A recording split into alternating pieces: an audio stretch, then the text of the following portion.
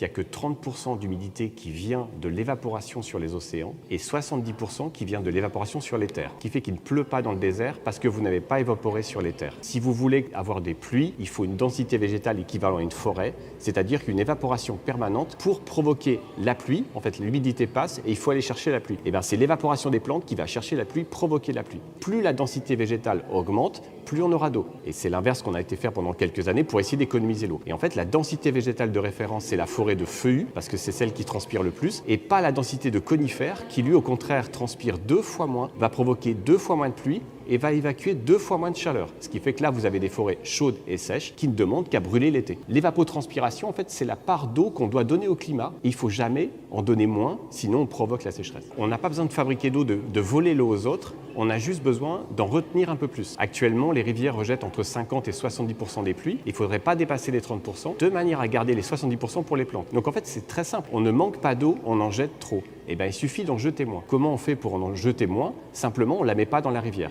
C'est-à-dire que toute l'eau qu'on a utilisée, on la met dans les sols pour les maintenir en vie, mais jamais dans la rivière. On évite les pollutions des rivières, on évite un débit trop rapide vers la mer, donc on évite les inondations et on règle le problème parce qu'en fait, plus on retient d'eau, plus on en a. Et nous, on a fait l'inverse pendant des temps, on a facilité l'écoulement de l'eau vers la mer, et bien on a vidé les bassins versants. Mais la végétation ne vide pas le bassin versant parce qu'au contraire, c'est elle qui va l'alimenter. Si on résume, l'agriculteur n'est pas consommateur d'eau, il est producteur de pluie. Et là, ça change toute l'approche qu'on a de la végétation. En fait, c'est une aubaine. C'est je n'ai pas de pluie parce que je n'ai pas de végétation. Et on a pensé que c'était la sécheresse qui tuait les plantes. C'est quand les plantes arrêtent de transpirer que la sécheresse s'installe. Et c'est pour ça qu'on a le problème avec les blés. C'est quand le blé s'arrête de transpirer, quand au contraire la forêt commence à transpirer.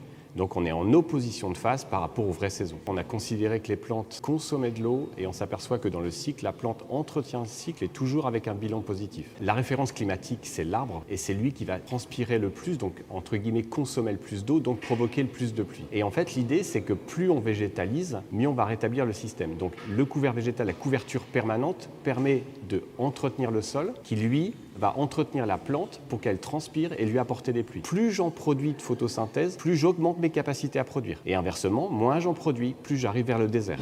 Donc il faut vraiment augmenter la densité végétale, se caler sur les rythmes de la vigne qui est un peu particulière, mais en intersaison, il faut absolument produire la plus grosse quantité possible. Si j'arrête d'entretenir mon sol, je vais couper mon cycle et là, j'aurai plus d'eau. Donc en fait, on n'irrigue pas, on maintient en vie, on maintient le vivant. Et on parle d'agriculture du vivant, oui c'est ça. Et plus je suis vivant, moins j'ai besoin de médicaments pour me soigner. Et ben, c'est la logique même des sols vivants, c'est qu'en fait, on entretient tout un système qui se soigne tout seul. On a vu tout à l'heure les mycorhizes et les champignons qui en fait vont corriger les plantes parce que les champignons ont besoin des plantes qui sont au-dessus, donc elles ont tout intérêt à collaborer avec les plantes pour les aider à croître et à enrichir les sols.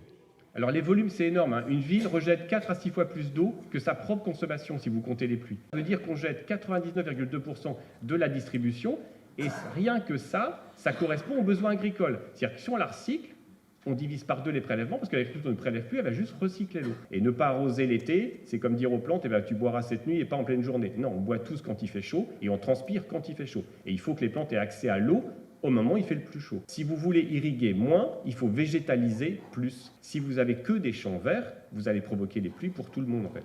Si c'est que vert, c'est un océan de verdure et là vous avez un climat océanique donc tempéré. Si c'est sec, c'est un désert et là vous avez des accidents de partout.